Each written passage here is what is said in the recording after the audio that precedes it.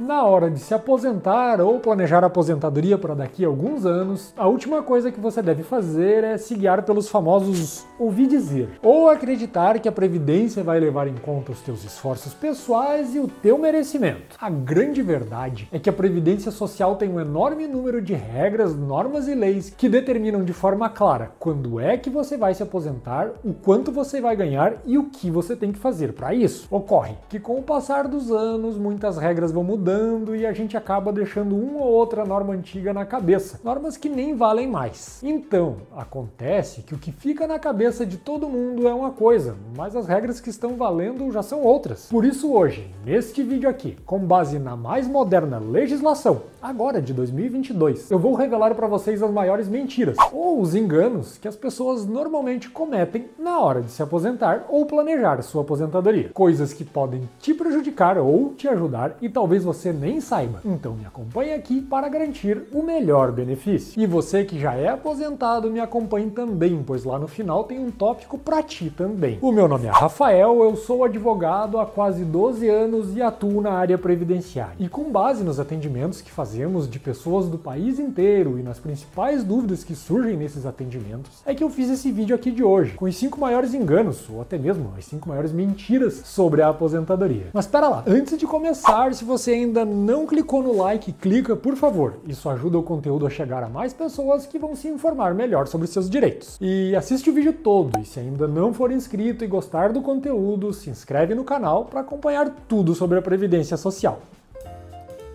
Quem trabalha em 2 empregos simultâneos pode se aposentar mais cedo?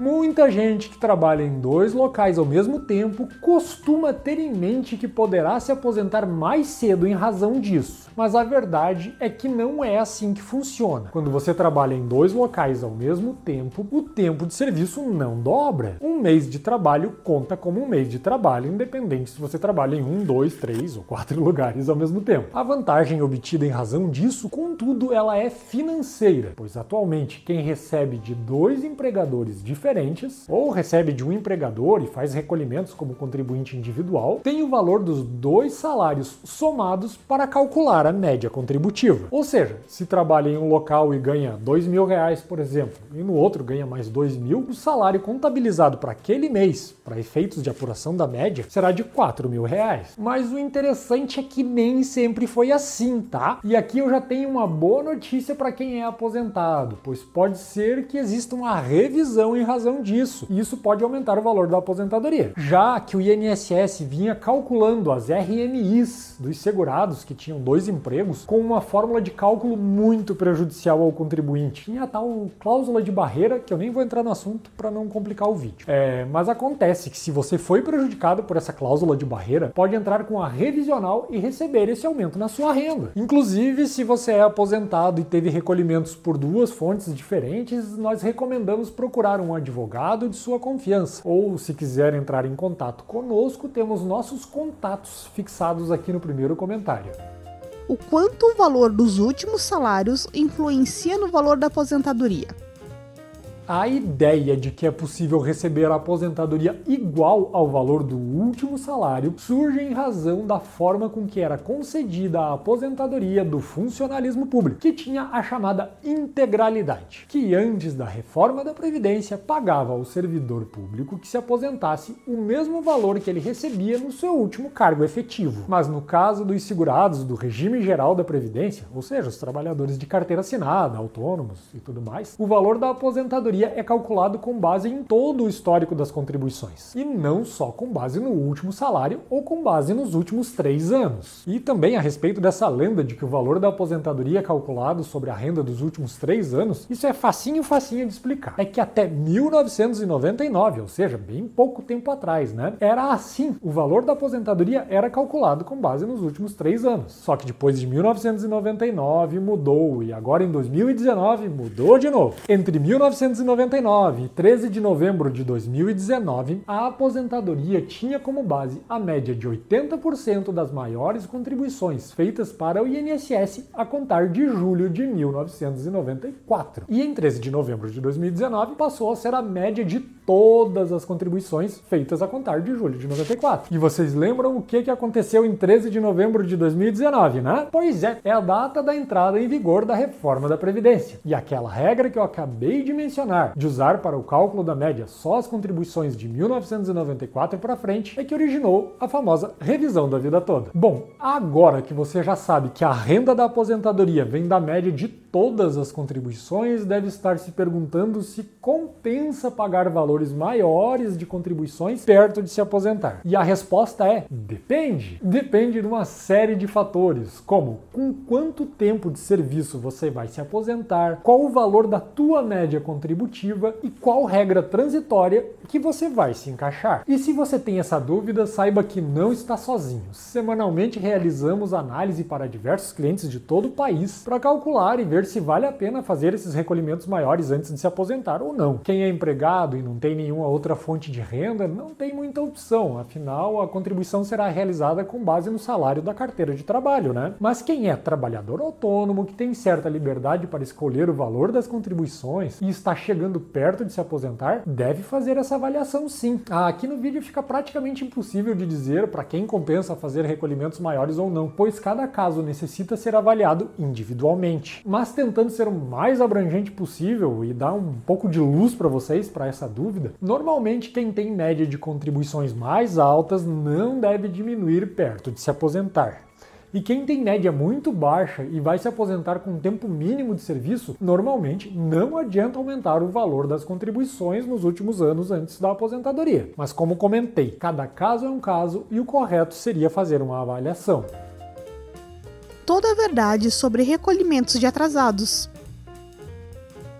Sobre recolhimentos de atrasados, já temos um vídeo inteiro tratando só sobre isso. Mas como você chegou até aqui nesse vídeo, eu não vou dizer para você ir lá assistir. Eu vou fazer um resumo bem completo para você. Me acompanhe aqui rapidinho. Inicialmente, se você era empregado, CLT, na carteira, e teu empregador não recolheu as tuas contribuições, você não precisa se preocupar. Esse tempo terá que ser contabilizado como tempo de serviço pelo INSS e você não precisa se preocupar em recolher esse período. Aqui eu estou falando de emprego formal, tá? Em que o trabalhador tinha folha de pagamento, anotação na carteira, desconto de INSS e tudo mais. Mas agora indo além. Recolhimentos de contribuições atrasadas é uma preocupação para aquelas pessoas que não têm recolhimentos em algum período, mas eram trabalhadores autônomos e pensam em pagar esses atrasados para o INSS para conseguir se aposentar. Se esse é teu caso e você está pensando em pagar atrasados para o INSS para conseguir se aposentar, me acompanhe aqui. É que recolher atrasados sem saber como fazer e se vai contar é um risco de gastar muito dinheiro sem nenhum resultado. Então, por favor, atenção. Inicialmente, você só poderá recolher esses atrasados se no período que você quer recolher, você possuísse alguma atividade de vinculação obrigatória. Ou seja, você tinha que ter alguma atividade, algum trabalho, como autônomo, como profissional liberal. Seja encanador, motorista, professor, músico, médico, até mesmo empresário, o que fosse. Caso você estivesse desempregado, fosse estudante ou até mesmo estagiário, teria que ter recolhido na época como facultativo. E facultativo só pode recolher atrasados com no máximo 6 meses. Mas ok, seguimos então. Se você tinha um trabalho como autônomo, só não recolheu lá naquela época. Agora, dá para recolher? A resposta é: dá para recolher. Mas pode ser que esses pagamentos se tornem inúteis. Deixa eu explicar melhor. O que acontece é o seguinte: na Previdência existem duas formas de contabilizar e validar as contribuições. Uma é para a chamada carência e outra é para o tempo de serviço. Sendo que para se aposentar, o trabalhador tem que cumprir as duas coisas. No caso, para a aposentadoria é exigido o mínimo de 180 meses de carência e com relação ao tempo de serviço que vai ser necessário, pode variar de 15 anos para cima. Se as contribuições estão em dia, o tempo de serviço e a carência contam juntos sem problemas. Mas no caso de recolhimentos atrasados, se eles forem feitos fora do período de graça, eles não contam para a carência, contam só para o tempo de serviço. Aí o que pode acontecer é que a pessoa vai lá, por exemplo, tem 10 anos de tempo de serviço, recolhe mais 5 de atrasados, completa o tempo de serviço, completa a idade, mas não alcança a carência. Então aqui vamos lá de forma resumida para você entender bem isso. Se você tem menos de 15 anos de tempo de serviço e pretende se aposentar por idade, pagando atrasados muito antigos, saiba que isso provavelmente não dará certo, pois você não cumprirá a carência. O recolhimento de atrasados costuma ser muito útil para quem tem bastante tempo de contribuição e quer adiantar a data da aposentadoria, mas muitas vezes é uma armadilha para quem quer completar o tempo para se aposentar. Mas mesmo assim, antes de sair pagando ou achar que não pode, eu sugiro que você faça uma consulta com um bom advogado previdenciarista de sua confiança, pois o valor de recolhimentos atrasados é bem alto e os reflexos poderão não ser os esperados, ou muitas vezes você pode ter um direito e está perdendo ele. Entendido? Vamos para o próximo tópico? Manter os recolhimentos depois de aposentado pode não gerar o efeito desejado. Se você se mantém trabalhando depois de se aposentar e tem a expectativa de que no futuro isso te trará um aumento na renda, sinto muito, mas isso não acontecerá. Eu sei que na tua folha de pagamentos, mesmo depois de aposentado, continua sendo descontada a contribuição previdenciária, mas infelizmente isso não irá alterar o valor da tua aposentadoria no futuro. O motivo pelo qual muito se fala disso é que correu pelos tribunais do país a chamada tese da desaposentação, onde aposentados que continuaram trabalhando pediram para que suas aposentadorias fossem recalculadas, incluindo no novo cálculo as contribuições mais recentes. Ocorre que essa tese não foi acolhida nos tribunais e está em definitivo decidido que não é possível se desaposentar e pedir novo benefício com base nas novas contribuições. Mas aqui um parênteses. A tese da desaposentação não foi vitoriosa, mas existe a chamada tese da reaposentação, em que os segurados pedem direito a uma segunda aposentadoria caso alcancem novamente os requisitos para o benefício. Como é pouco provável que essa tese seja vitoriosa, não vou me aprofundar muito. Mas se inscreva no canal que, se por algum acaso existir alguma novidade sobre isso, a gente faz um vídeo. O valor da aposentadoria diminui com o passar do tempo? Vamos lá.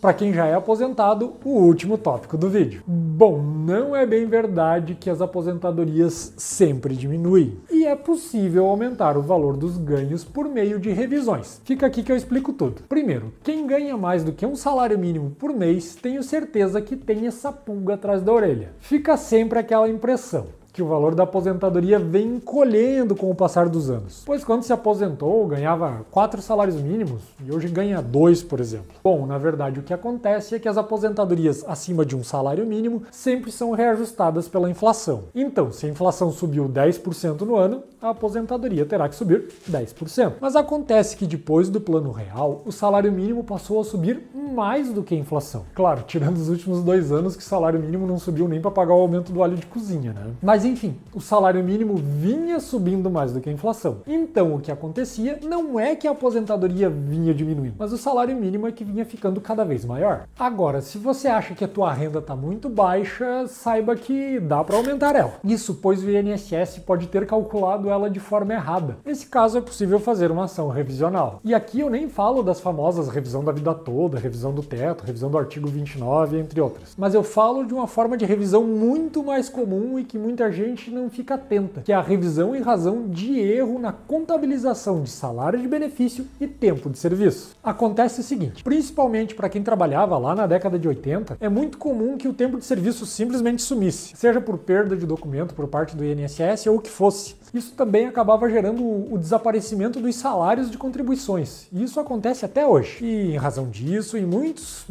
benefícios mesmo, o tempo total de serviço foi contado errado, ou a média contributiva simplesmente baixou por falta de informação. E quem teve o benefício calculado dessa forma acabou tendo prejuízo. Mas aí o que acontece é o seguinte, geralmente essas diferenças no valor dos benefícios, elas não são muito grandes e acabam passando despercebidas. Só que esse valor é um direito do trabalhador.